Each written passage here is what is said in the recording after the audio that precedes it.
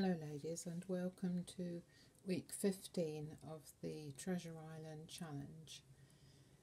My journal is complete and I'm going to do a flip through of it, but before I do that I just want to mention about the cover. Now, I was going to do a video to show you how I made the cover, but in deference to Mrs. Cog I will now not be doing that. But she has very generously offered a coupon for you if you want to do her course, the complete junk journal course, with a very good offer. So you need to ask me about that privately and I will give you the coupon. What I can tell you is that I used placemats like this one to make the cover. It's a cork board basically, and I used two of those, cut the first one in half and then cut the second one into strips like that, and the two halves together with this strip in the middle is how the cover is made. And I find that that gives me the perfect size for my journals. This journal has turned out rather large. As you can see, it's very chunky. The cover therefore needs to be strong in order to hold it all together, and this one is. So I'm going to sit down and show you how I did it.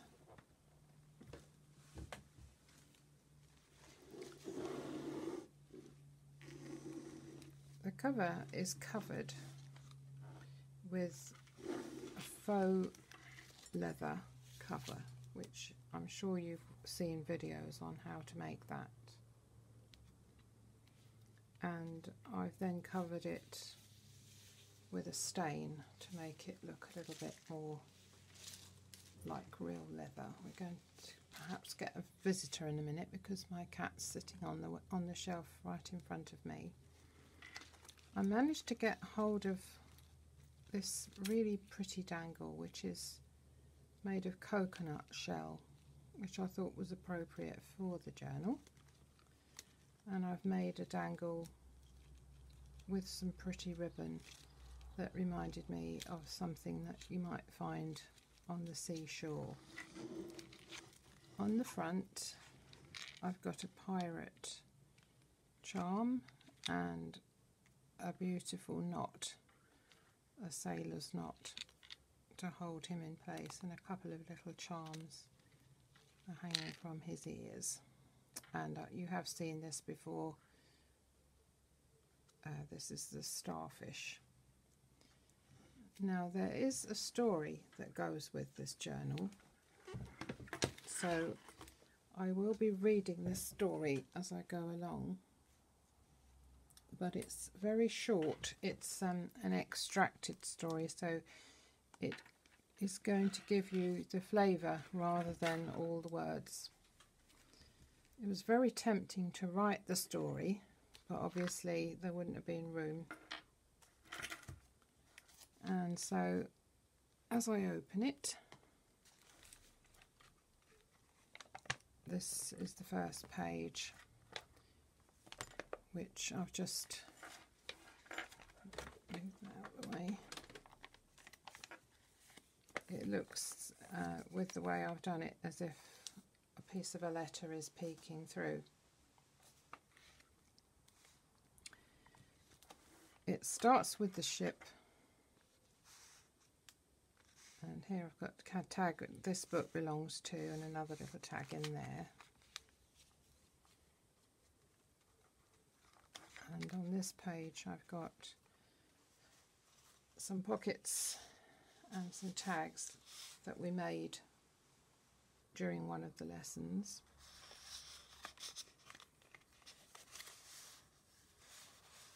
There's a little extract there from Treasure Island and a piece about the author. I read Treasure Island. I've read it twice, and that was a very long time ago. And this has whetted my appetite to read it again.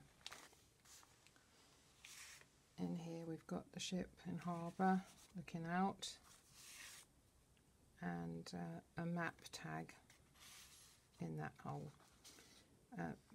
That of course is a little flashcard. Here comes the visitor. This is Millie. Hello Millie. Am I in your way? Go on then. Move. Oh, she's going to sit on my lap. Oh, that's not so good, is it? Well, perhaps she wants to hear the story too. This is the little first part, and I'll read it to you. It was one of those dark winter evenings, and I was curled up on the window seat with a blanket over my knees, reading a book that I found in Father's study. Prunella was curled up beside me, purring, and I could feel her warmth against my leg. The wind was howling outside and making the windows rattle, and the candle flickered in the draught. The book was engaging. It was old, and had that faint musty smell that I love so much. As I turned the page to read chapter 5, something fell out and fluttered to the floor. I leaned down to pick it up, but as I did so, a breeze lifted it and took it just out of my reach. Intrigued, I moved the cat and stretched my legs out from under the blanket. The floor felt cold to my feet as I stepped down to retrieve the piece of paper, noticing as I did so that it was an old map. It was very, very fragile and hard to read, so dirty with age was it. Unfolding it carefully, I saw that it showed an island, and someone had written on it in a beautiful hand, "Here lies the treasure, captured from the Ruby Star," and the date, but that was not clear.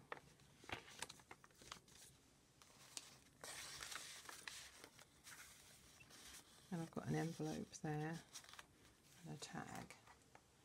And this man here is Father.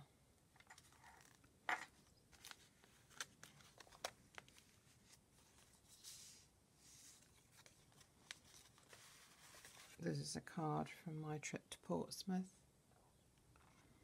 where I saw the Victory last year. Beautiful ship. And here's the little boat that I made, with all the little slips of paper in that you can write on. This would be quite useful, I think, for telephone numbers, things like that. Little short little notes that you could just pop in and take out when you needed.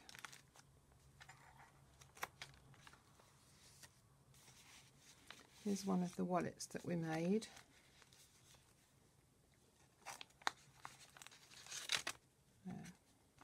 Room inside for your treasures.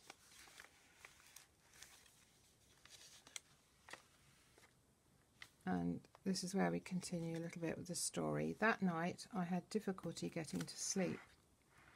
I kept thinking about the map and wondering why it was hidden inside my father's book. I also wondered if he had forgotten about it because he had never spoken of it or mentioned anything about it to my mother nor to my brother, because he, for sure, would have told me about it. However, he was not a great reader, so it was unlikely he would have happened upon it.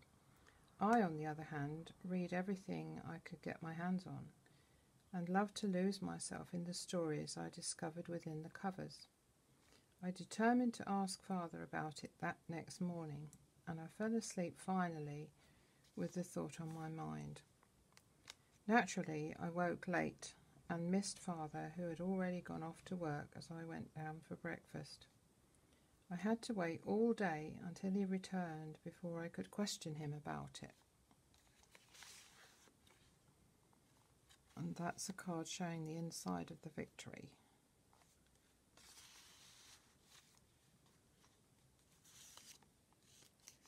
A couple of tags in the pockets we made. And another card, another picture underneath. Here's a card showing all the different ropes. Barrels of rum, special lights.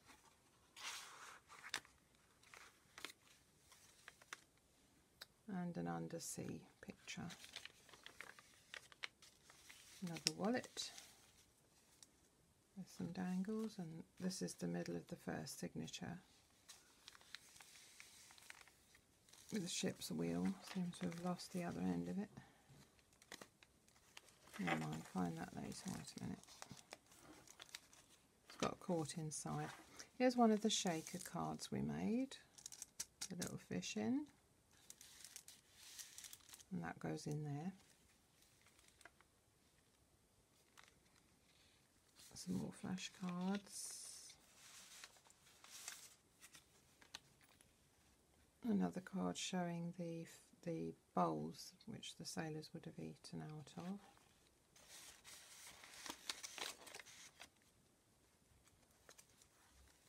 And now we're at sea. That one is the Mary Rose, which is a different era altogether from the Victory.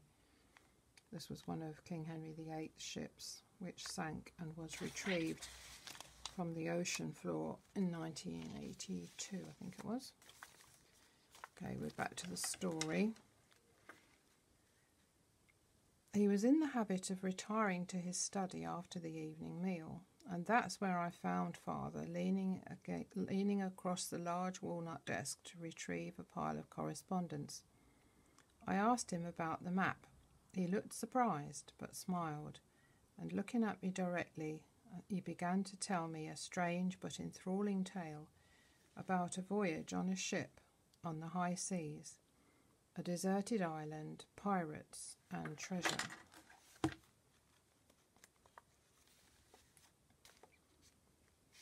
Here's another tag that we made together.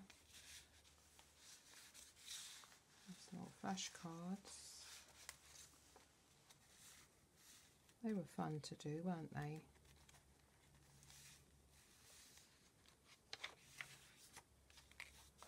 More tags, some coconut soap wrapper.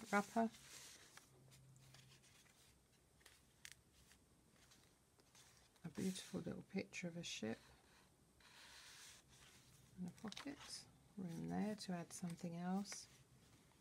And a little seashell ephemera in the sea lesson we did.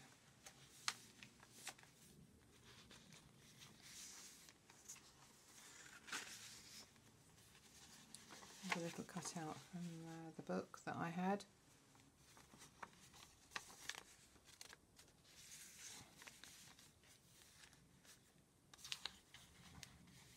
There's a beautiful octopus there. I love that charm.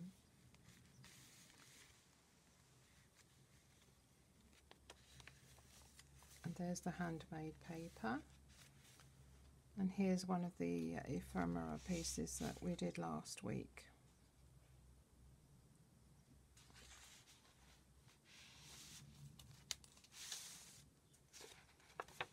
Writing paper. Back to the story. Extract from Father's journal on his journey across the sea. As I take up my pen this dark night, I feel fear in my heart for the safety of the ship. It creaks and groans in protest like an old man who is not long for this world.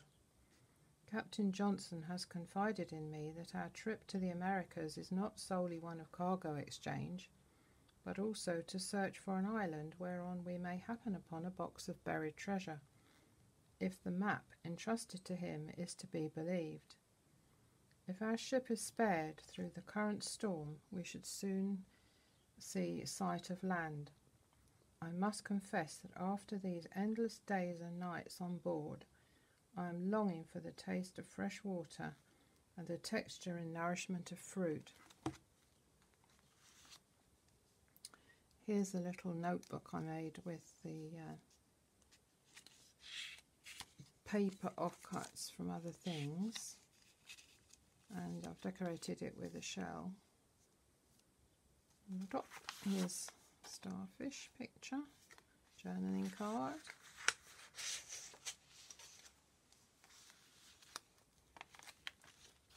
and an origami fish.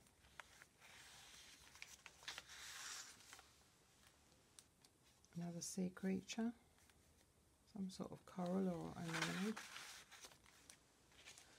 A stamped map, the stamping. And here's another shaker card, this time an under the sea one. And there's my mermaid. And another little fish that I made.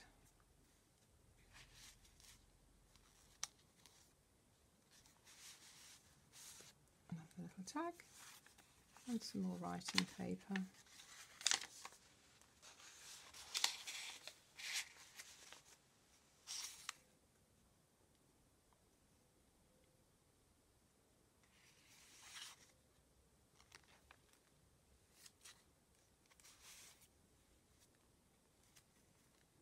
Very strange in that world under the sea, isn't it? Here's my fish with his bubbles that I showed you, and the dolphins. This is the middle of the second signature. A couple of charms, a seahorse and a little anchor.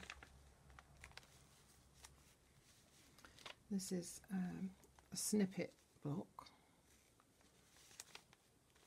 and another one of these dangly tassels with a little turtle charm.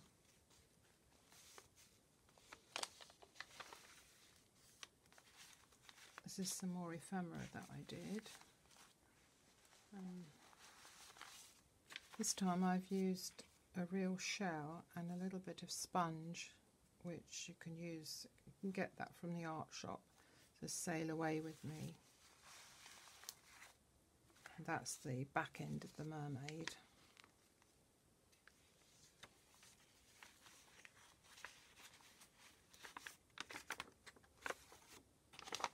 Here we've got some more flashcards, another little tag, a letter that Father might have written while he was on the ship, and some more journaling space.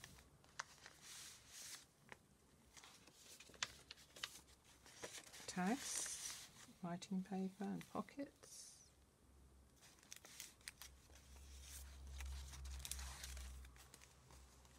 And here's a little piece of paper you can write on with a lovely picture.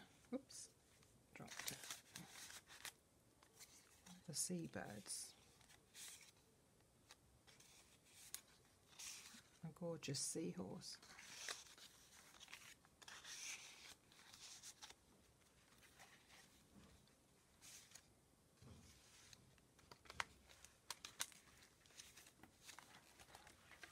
I hope you can see this all right. It's a bit difficult to hold and show you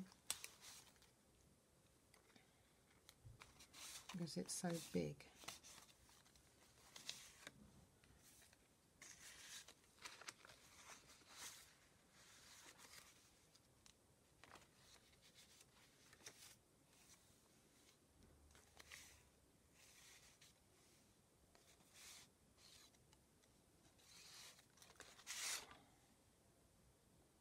That's a fearsome looking one, isn't it?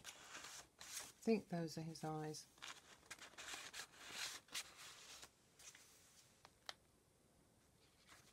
And this is the third signature. Now we have reached the island. So this is extract from Father's diary. We've arrived.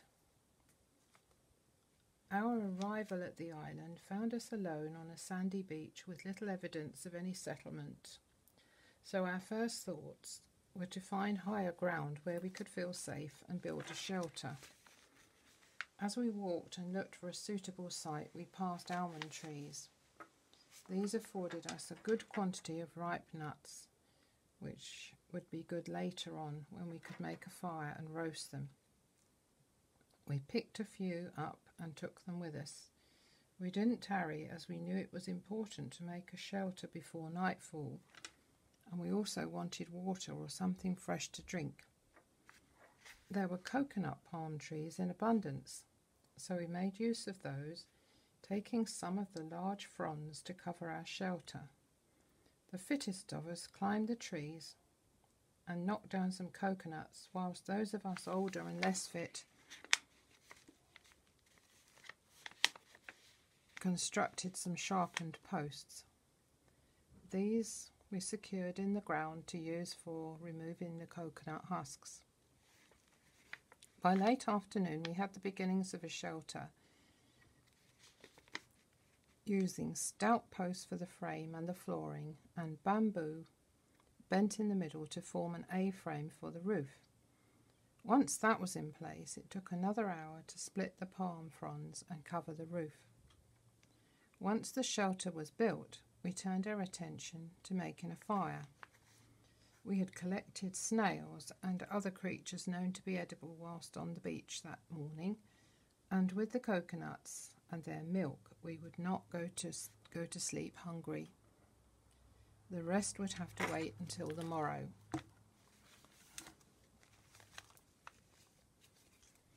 There's another wallet. Some more tags, a little envelope. That's one of the bigger ones.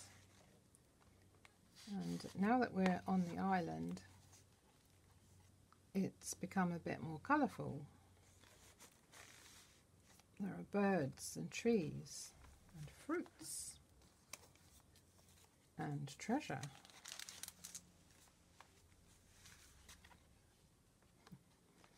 We're here somewhere.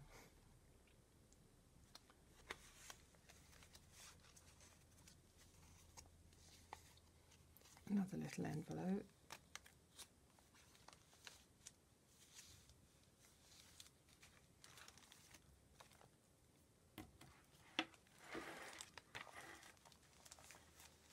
So we have tropical birds. Beautiful flowers. Must have been wonderful after all those weeks at sea.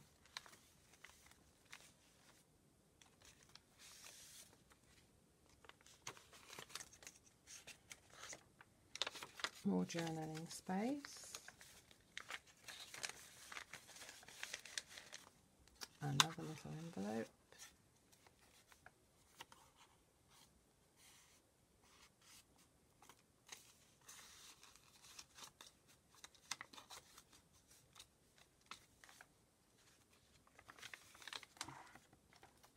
And some wonderful sunsets,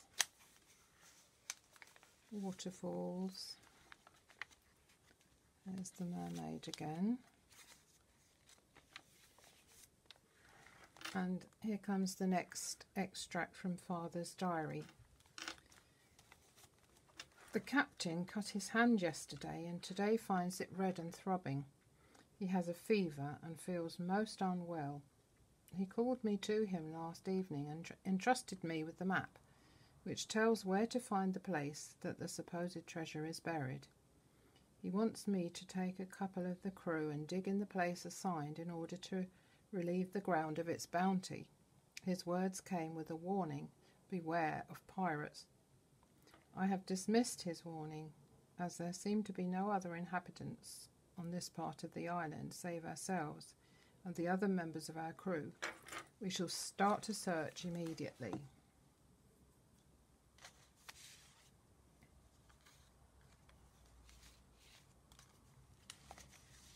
This time I've made some tags that look a bit more suitable for a tropical island.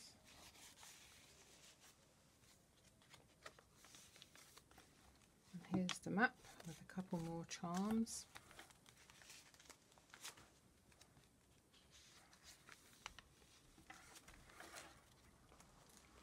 little bit about mud flats and the beach. This is the next extract from Father's diary. The area indicated on the map is on the other side of a swampy place, and to get to it we have to negotiate some rather treacherous looking ground. Being in charge of the map, I decided that I would not be the first to try the route. The crew were also loath to venture forth, but with encouragement and tenacity we have found the place, and the men have begun to dig. An hour went by and nothing was discovered, and the men were beginning to lose interest in the task. A storm was blowing up and the sky was darkening with ominous clouds gathering and threatening. We decided to return to our camp and try again later.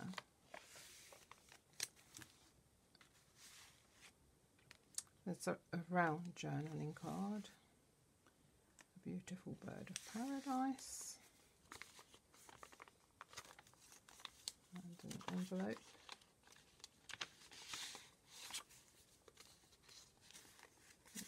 Some paper in it.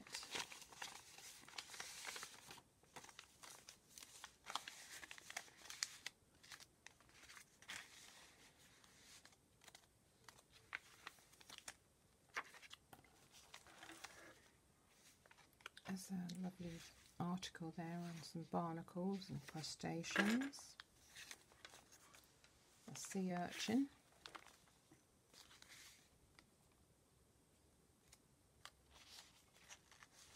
More tags.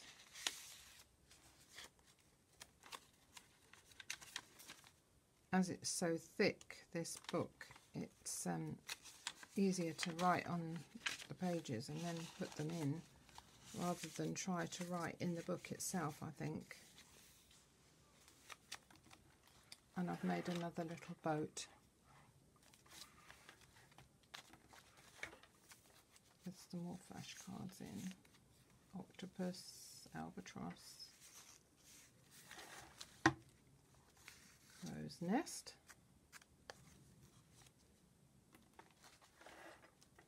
some more journaling cards, picture of the waterfall. It's rather awkward to do this with the cat on your lap. Here's the mermaid. Another extract from the book that I had. And here I've done, that's one of my favourite chocolate bars, a Bounty. It's a coconut bar, so I thought that was appropriate. Another beautiful sunset.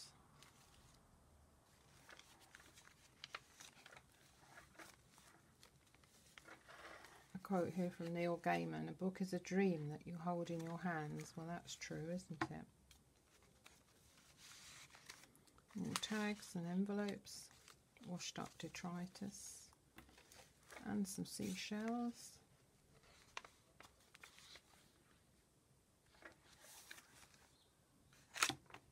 And this is an extract from Father's diary. We returned to the site on the morrow. The captain, still feverish, remained behind, cursing about his bad fortune, but the rest of us were in good heart and set about the digging with gusto. We made many errors. It was a frustrating business, but then one of the men hit something hard with his spade and we all crowded round to see what it was. Suddenly shots rang out and we realised we were being watched. Running for cover, we abandoned our tools and didn't stop until we reached the trees. From there we could see a group of men advancing on our digging site. They were a rough-looking band, swarthy seafarers like ourselves, but obviously intent to deprive us of whatever we had found or were about to find. There were more of them than there were of us, and heftier looking too, so we stayed among the trees and decided to follow them back to wherever they had come from. We didn't have to wait long. They hauled a large chest out of the soggy ground and marched off with it back towards the shore, where they must have had a ship waiting. Their laughter rang out in the air and our frustration was palpable. Pirates they were for sure. Two of our party followed on at a safe distance. Myself and William Smith and the others went back by a different route to inform Captain Johnson of what had ensued. The robbers returned to the shore and opened the chest. Their yells confirmed what we had expected. The chest was full of Spanish gold coins and jewels of precious stone.